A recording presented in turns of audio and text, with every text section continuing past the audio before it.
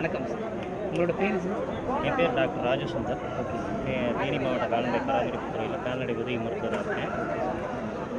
இங்கே இந்த சேவல் சண்டையில் எங்களோட பணி என்னென்னா, சேவலோட வகைகள் என்ன அப்படிங்கிறதெல்லாம் பதிவு செய்வோம்.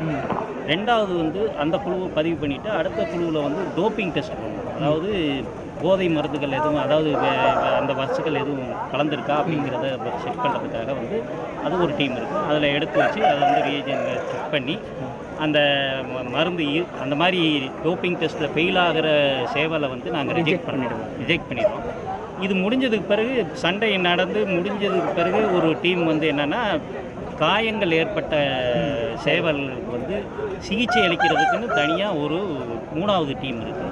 இந்த 3 டீம் இந்த சேவல் சண்டையில் முழுசாக இன்வால்வ் ஆகி நாங்கள் இந்த இதை செஞ்சுக்கிட்டோம். Okay sir. ஆரோக்கியமாக இருக்கும். அது ரொம்ப வேறு எதுவும் டிசீஸ் இருக்கிற சேவல் வரக்கூடாது. அதே நேரங்களில் நோயுற்றதை தவிர காயமானது அந்த மாதிரி சேவல்களை அனுமதிக்கிறது கிடையாது. இப்போ ப்ராக்டிஸில் ஏதாவது காயம் அந்த மாதிரியான சண்டை நடந்து முடிஞ்சதுக்கு பிறகு இருக்கிறதுக்கு நாங்கள் சிகிச்சை பண்ணுவோம். ஆனால் சண்டைக்கு போகிறதுக்கு முன்னாடி அது ஆரோக்கியமாக இருக்கணும், எந்த காயங்கள் இருக்கக்கூடாது, ஹெல்த்தியாக இருக்கணும், நோயுற்றதாக இருக்கக்கூடாது, அந்த மாதிரி விஷயங்களை பார்ப்போம். அது அந்த வியாதியில் கோழி பச்சையாக கழியும், ரொம்ப சோர்ந்து போயிருக்கும், ரொம்ப போட்டுருவாங்க. அதால் சாப்பிட முடியாத தளர்ச்சியாக இருக்கும், அது அதிகமாக இருக்கும்.